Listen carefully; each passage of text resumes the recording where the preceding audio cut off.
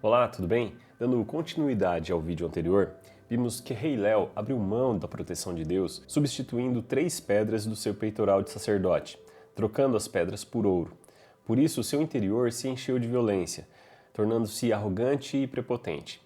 O que ele não imaginava era que Deus esquadrinha os corações, e não há nada oculto que não seja trazido à luz. Sua rebelião lhe trouxe graves consequências, e os anjos que se corromperam juntamente com ele conheceram a ira de Deus.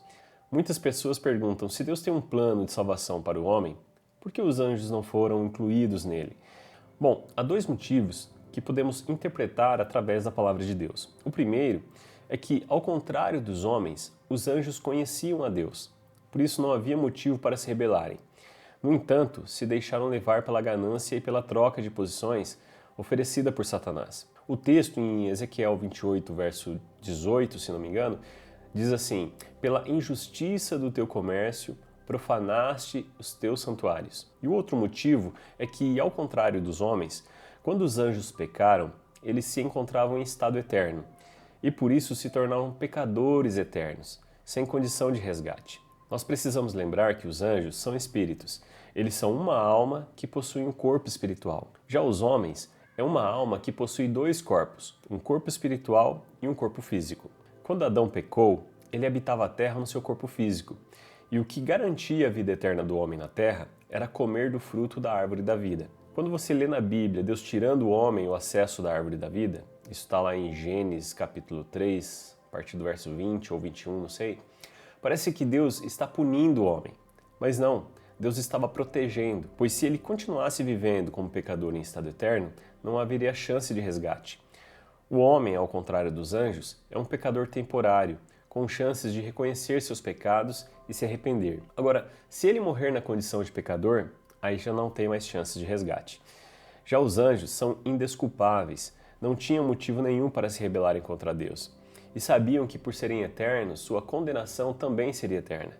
Então, resumindo tudo o que já vimos até aqui, a palavra terra vem de Adamá, e a palavra Éden quer dizer terra fértil, terra de delícias, terra deleitosa. Deus criou a terra como um santuário e colocou os anjos para administrar a terra, para que suas leis fossem cumpridas. E como governador da terra, Deus ungiu um querubim chamado Rei Léo. E tudo que Deus cria precisa passar por um processo de eleição. E a prova do anjo era mostrar a ele um trono vazio, para provar o coração do anjo, ver como ele se comportaria. Vamos ver, está em Ezequiel capítulo 10, verso 1. Depois olhei, e eis que no firmamento, que estava por cima da cabeça dos querubins, apareceu sobre eles como uma pedra de safira, semelhante à forma de um trono. Esse texto mostra que os anjos estavam abaixo do firmamento, ou seja, do céu.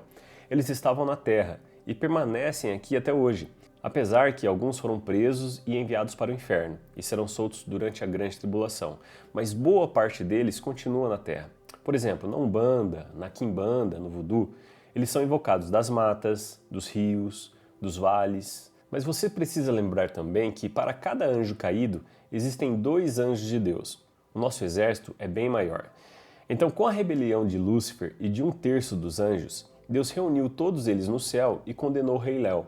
Mudou seu nome para Satanás e, juntamente com seus anjos, foram atirados na terra, destruindo o Éden de Deus. Você vai ver isso no texto de Apocalipse, verso 12. E a sua cauda levou sobre si a 1/3 parte das estrelas do céu e lançou-as sobre a terra. E Isaías capítulo 14, a partir do verso 12, diz o seguinte: como caíste do céu, ó Lúcifer, estrela da alva, filho da manhã. Vamos ver isso? Como caíste desde o céu, ó Lúcifer, filho da alva, como foste cortado por terra, tu que debilitavas as nações. E tu dizias no teu coração: eu subirei ao céu, acima das estrelas de Deus, exaltarei o meu trono, e no monte da congregação me assentarei aos lados do norte. O nome Lúcifer aparece nas traduções mais antigas da Bíblia. No caso aqui, estou lendo a Almeida Corrigida Fiel. Eu não sei se você já ouviu falar, mas as estrelas do céu contam a história bíblica. Eu não sei se você já reparou, mas quando você acorda bem cedo e olha para o céu, tem uma estrela bem próxima à Lua que insiste em brilhar, até que o Sol nasce e ela desaparece. Aquela estrela é Vênus, e na história bíblica ela representa Lúcifer, a estrela da alva, a estrela da manhã, que deve aparecer aí nessas traduções tipo NVI. A lua representa Cristo encarnado e o sol, Cristo glorificado. Um dia a gente pode falar mais sobre isso.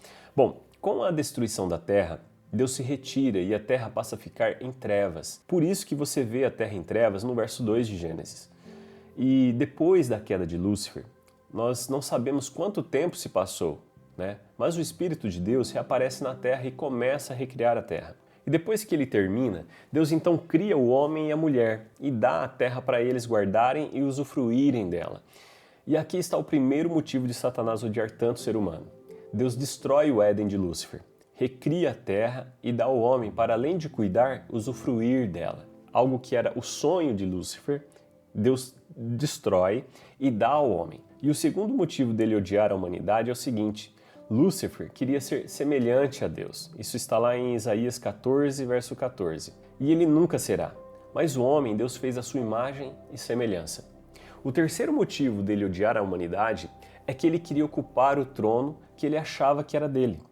Mas era de Jesus, mistério escondido até mesmo dos anjos. E Jesus disse o seguinte: ao vencedor darei o direito de sentar-se comigo no meu trono, assim como eu também venci e sentei-me com meu Pai no seu trono. Apocalipse 13, verso 21. Quer dizer, ele queria ser semelhante a Deus, e nós é que somos.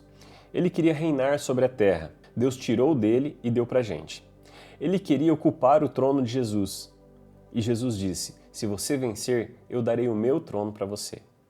Agora você entende por que Satanás odeia tanto a humanidade? Por isso que ele tenta destruir as pessoas. E desde o momento que Deus cria o homem, Satanás vem estudando o ser humano. E Satanás viu que o homem também passaria por um processo de eleição, que era o comer da árvore do conhecimento do bem e do mal. E o que ele fez para que o homem caísse?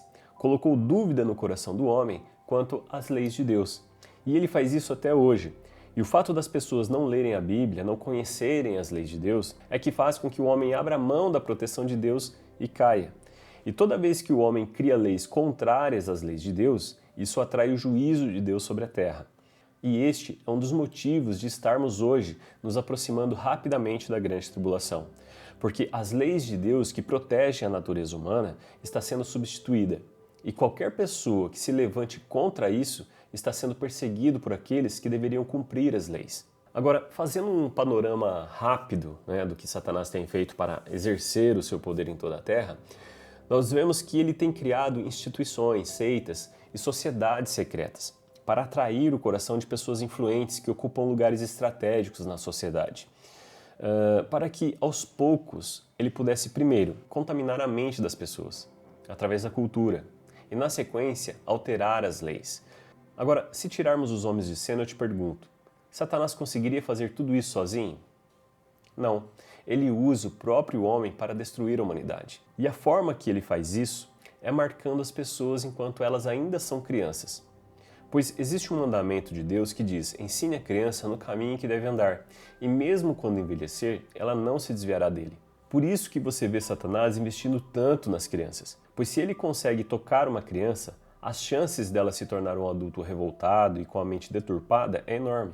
Por exemplo, se olharmos apenas para a população carcerária, você vai ver que mais de 90% dos presos não tiveram um pai presente. As pessoas sofrem com crise de identidade porque têm problemas com o pai.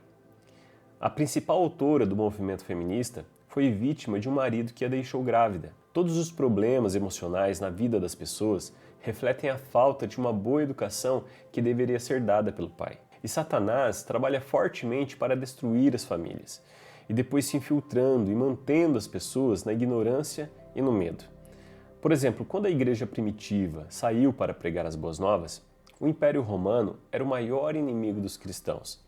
E como a perseguição estava fazendo com que a igreja crescesse rapidamente, o que Satanás fez?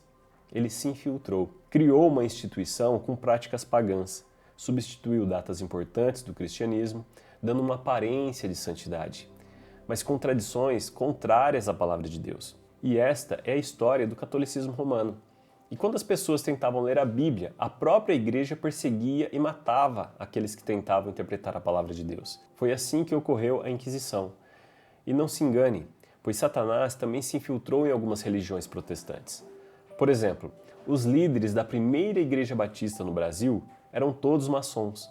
E hoje nós sabemos que cristianismo e maçonaria são coisas totalmente antagônicas. Mas naquele tempo e até hoje, a ignorância das pessoas impedem que elas vejam isso, né? E aos poucos a igreja foi se libertando disso. Agora, como Satanás consegue fazer isso?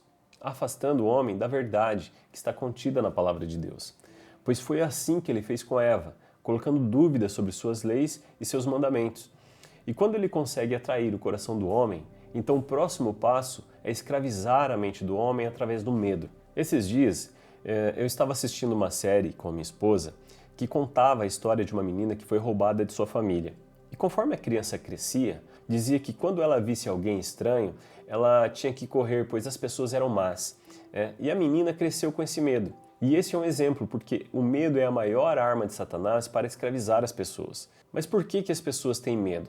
Porque não têm conhecimento. E na palavra de Deus, na primeira carta de João, capítulo 4, verso 18, diz o seguinte: porque o verdadeiro amor lança fora todo medo. Por isso eu digo a você que está assistindo este vídeo, entregue a sua vida a Cristo hoje mesmo e se livre das armadilhas e das mentiras de Satanás. Agora, por favor, se inscreva no canal, deixe seu like, e compartilhe esse vídeo. Que Deus te abençoe e até a próxima.